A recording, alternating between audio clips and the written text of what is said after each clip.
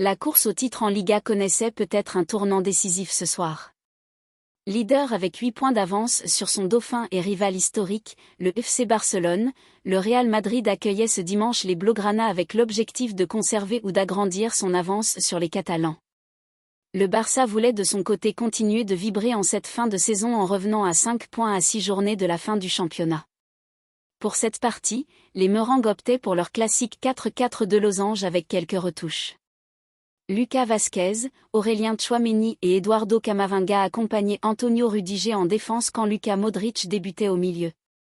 Pour les Blaugrana, c'était du classique sauf dans l'entrejeu où Pedri débutait sur le banc au profit d'Andreas Christensen. Et cette décision de Xavi était payante rapidement. Sur un corner botté côté droit par Rafinha, Andriy Lunin manquait totalement sa sortie et offrait ainsi à Andreas Christensen la possibilité de marquer. Le Danois ne se faisait pas prier pour conclure de la tête dans le but vide 1-0. Surpris, le Real Madrid n'attendait pas longtemps pour réagir. Bien trouvé par Luka Modric, Vinicius Junior déclenchait mais ne trouvait pas le cadre, 8e. Les Merengues exploitaient bien les couloirs et Lucas Vázquez côté droit parvenait à obtenir un pénalty avec malice aux dépens de Pau Cubarsí. Sans trembler, Vinicius Junior se chargeait de transformer la sentence d'une lourde frappe dans la lucarne droite qui laissait Marc-André ter Stegen de marbre à 1-1. Dans la foulée, Robert Lewandowski reprenait de la tête un corner frappé côté gauche sans parvenir à accrocher le cadre. Quelques minutes plus tard, un nouveau corner frappé par Rafinha côté droit amenait encore le danger en faveur du FC Barcelone. Andriy Lunin repoussait le ballon en catastrophe et une question demeurait, est-ce qu'il a totalement franchi la ligne ?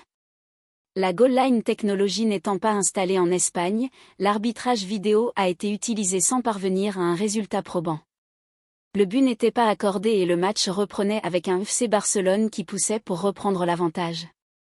Au retour des vestiaires, Lamine Yamal testait Andriy Lunin avant que Jude Bellingham manque le cadre.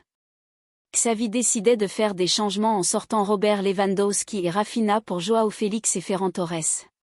Et ce dernier allait manger la feuille rapidement en négociant malin contre et en croisant trop son tir seul face au gardien.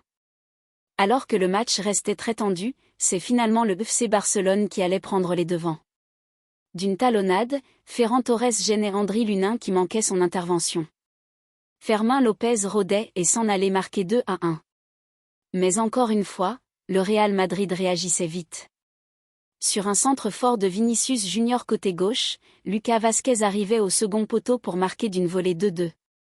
Le match s'accélérait et le Real Madrid avait quelques possibilités via Aurélien Tchouaméni et Vinicius Junior. Et les efforts madrilènes trouvaient récompense en fin de match avec un but sur le gong de Bellingham bien trouvé par Lucas Vázquez sur la gauche de la surface 3-2. Une victoire dans le Classico pour le Real Madrid qui porte son avance à 11 points sur son rival à 6 journées de la fin. Le titre se rapproche en Liga pour les Merengues.